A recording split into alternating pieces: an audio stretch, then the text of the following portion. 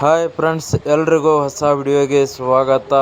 ನಮ್ಮ ಕರ್ನಾಟಕ ಗೌರ್ಮೆಂಟಿಂದ ಒಂದು ಅಫಿಷಿಯಲ್ ಆಗಿ ಆದೇಶ ಬಂದಿದೆ. ನಮ್ಮ RCB ಮ್ಯಾಚ್ಗಳು ಎಲ್ಲಿ ನಡೆಯಬೇಕು ಅಂತ ಹೇಳಿ, ಅದು ಏನು ಅಂತ ಎಲ್ಲ ಫುಲ್ ಮಾಹಿತಿ ತಿಳ್ಕೊಂಡು ಬರೋಣ. ಅದಕ್ಕಿಂತ ಮುಂಚೆ ನೀವು ಕೂಡ ಒಂದು RCB ಅಭಿಮಾನಿಗಳಾಗಿದ್ದರೆ ಈಗಲೇ ನಮ್ಮ ಚಾನಲ್ಗೆ ಸಬ್ಸ್ಕ್ರೈಬ್ ಮಾಡ್ಕೊಳ್ಳಿ, ಹಾಗೆ ಒಂದು ಲೈಕ್ ಮಾಡಿ.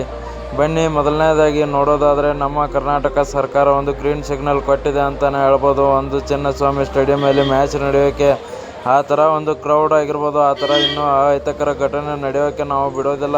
ಅದಕ್ಕೆಲ್ಲ ಏನು ಬೇಕಲ್ಲ ಮುಂಚೆನೇ ಸೆಕ್ಯೂರಿಟಿಯನ್ನು ನಿಯಮ ಮಾಡ್ಕೊಳ್ತೀವಿ. ಹಾಗೆ ನೆಕ್ಸ್ಟ್ ನೋಡೋದಾದರೆ BCCI ಕೂಡ ಇದಕ್ಕೆ ಒಪ್ಪಿಗೆ ಕೊಟ್ಟಿದೆ. RCB ಮ್ಯಾಚ್ಗಳು ಬೆಂಗಳೂರಲ್ಲಿ ನಡೆಯೋಕ್ಕೆ, ಚಿನ್ನಸ್ವಾಮಿ ಸ್ಟೇಡಿಯಮಲ್ಲಿ ನಡೆಯೋಕ್ಕೆ ಅವರು ಕೂಡ ಒಪ್ಪಿಗೆ ಕೊಟ್ಟಿದ್ದಾರೆ.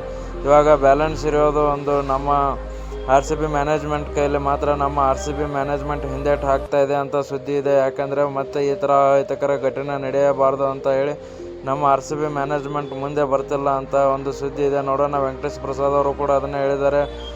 ನಮ್ಮ ಎಲ್ಲ RCB ಮ್ಯಾಚ್ಗಳು ನಮ್ಮ ತವರಲ್ಲೇ ನಡಿಬೇಕು, ಯಾಕಂದರೆ ನಮ್ಮ ಗ್ರೌಂಡನ್ನು ನಾವು ಬಿಟ್ಕೊಡ್ಬಾರ್ದು. ಹಾಗೆ ಈ ಥರ ಫ್ಯಾನ್ಸಕ್ಕೆ ಕ್ರೇಜ್ ಯಾವ ಟೀಮ್ಗೂ ಇಲ್ಲ. ಹಾಗಾಗಿ ನಾವು ಫ್ಯಾನ್ಸ್ಗೂ ಕೂಡ ನಿರಾಶೆ ಮಾಡಬಾರ್ದು ಅಂತ ಹೇಳಿ ಚಿನ್ನಸ್ವಾಮಿ ಸ್ಟೇಡಿಯಮಲ್ಲೇ ನಡೆಯೋದು ಬಹುತೇಕ ಮಾಹಿತಿ ಇದೆ ಅಂತ ಹೇಳ್ಬೋದು. ಇನ್ನು ನಮ್ಮ RCB ಮ್ಯಾನೇಜ್ಮೆಂಟ್ ಮೇಲೆ ಡಿಪೆಂಡ್ ಇದೆ ಅಂತ ಹೇಳ್ತಿದ್ದಾರೆ. ನೋಡೋಣ ನಮ್ಮ RCB ಮ್ಯಾನೇಜ್ಮೆಂಟ್ ಏನು ಹೇಳುತ್ತೆ ಅಂತ ಹೇಳಿ.